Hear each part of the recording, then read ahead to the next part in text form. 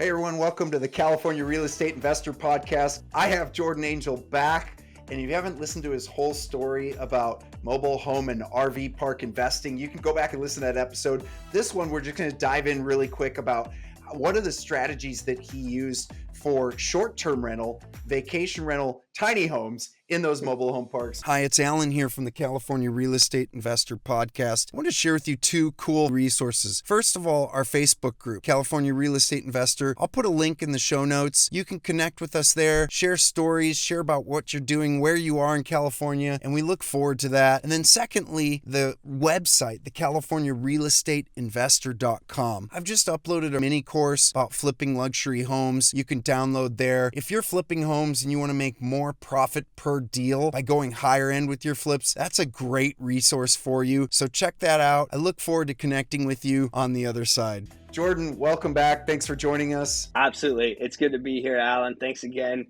So yeah, just because it's a mobile home park, right, it doesn't mean it needs to be just prefab homes. We actually like the idea, depending on where we were. For example, we have a park up in Oregon. We have it there on the coast. And it came with these little tiny homes that were already built, these little stick-built homes.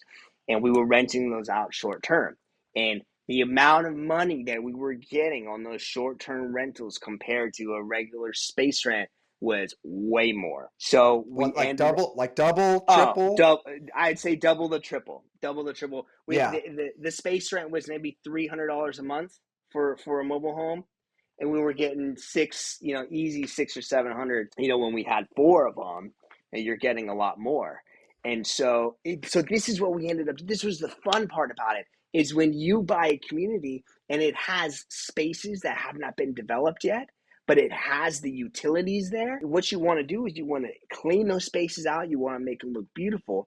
And if you can bring in some tiny homes and then you can rent those bad boys out short term, that is where you're going to make a lot of your money. And even better, if you can't finance those other homes, we would have a little tiny home. We sold that tiny home for $20,000, and then we buy two other little tiny homes and put them on spaces and rent them out for short term. All right, here. So I got these pictures. These are them, right? These are the tiny homes? Those are them, yeah. There's another one there that I don't have a photo of. It's like a little cabin. That's the one we ended up selling. But yeah, yes. Man, those are them. So if you're not watching on YouTube, they're just these cool little beach cottages. You can see the beach right behind them.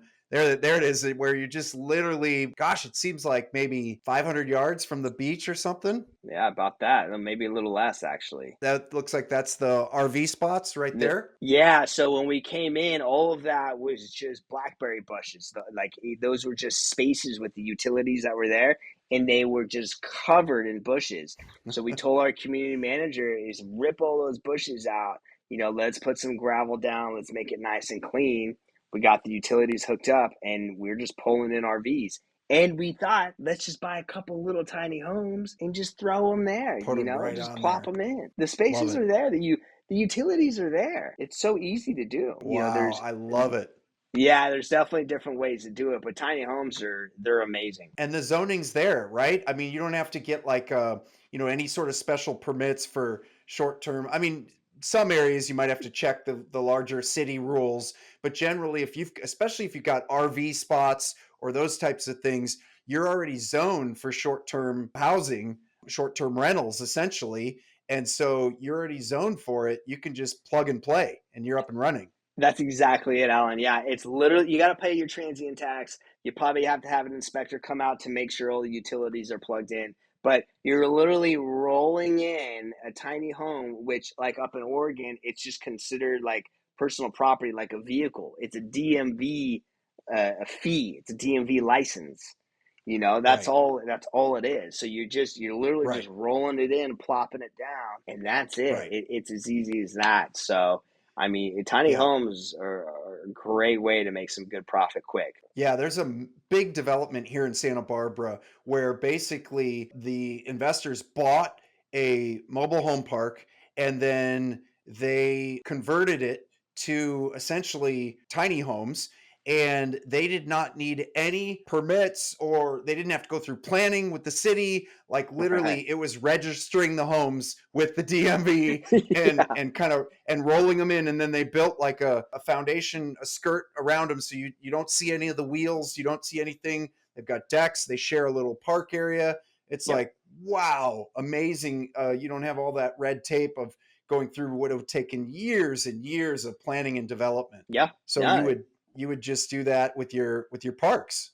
We would, yeah. And the other thing too is, we didn't like to own our mobile home. So whenever we purchased a community, our biggest thing was we wanted to sell those homes back, right? So whoever our tenant was, because we didn't want to have to deal with the maintenance. It was just a money pit. You're trying to, maintain these homes.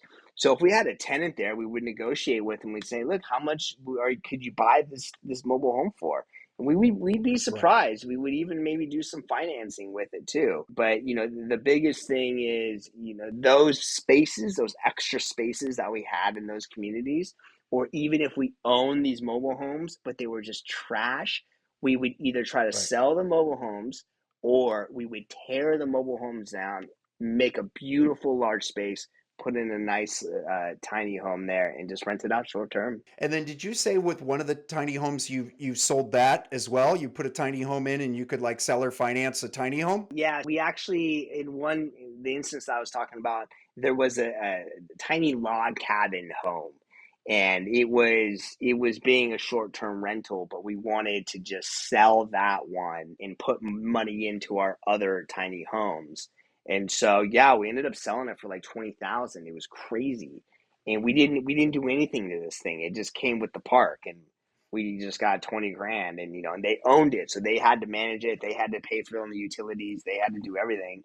And so you had a Right. little cash in your pocket to where you could go buy other homes, or you could rehab the current ones that we had there. Fantastic strategy. Well, thanks for sharing this with us. If there's anyone listening to this where you're doing a similar strategy, hit us up in the comments. We'd love to hear about what other people are doing in this space. This is definitely something that's developing and growing rapidly in the short term rental community. But Jordan, thank you so much for sharing your story with us today. Absolutely. Thanks, Alan. Hey, thanks for listening to the California Real Estate Investor Podcast. We'd love a review on whatever podcast platform you listen to this on. Also, visit us at thecaliforniarealestateinvestor.com or our Facebook group, The California Real Estate Investor. We look forward to connecting with you and encouraging you on your real estate investing journey.